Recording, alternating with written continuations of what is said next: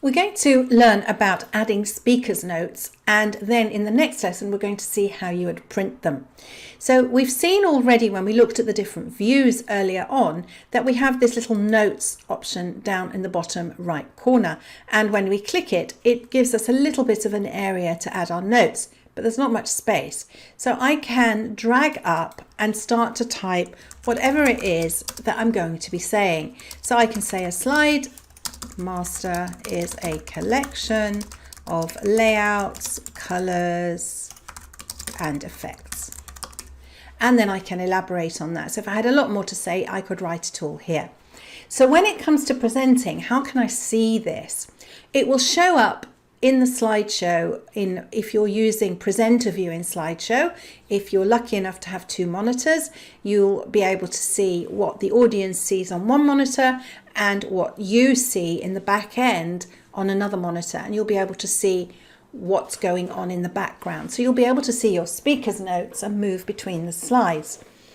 But if I wanted to see what the notes look like, so I could maybe have them in front of me, on the view ribbon, I can come to the notes page, and here I could decide to print this so that I've got a thumbnail of the slide in front of me with my notes when I'm presenting. So if I was scripting this and recording it scripted, that's what I might do. I might have my script at the bottom and the slide at the top, and I'd just be reading that at the speed I needed to as I recorded it.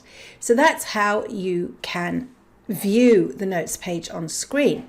The other thing you might want to do is go into the Notes Master and edit the Notes Master. Now this is picking up from a previous master. So I'm going to close the master view and I'm going to go to View and Slide Master, where I can see the current slide masters here, and I've also got a previous slide master because this presentation was based on a different one. So I'm going to delete that slide master as we've seen before.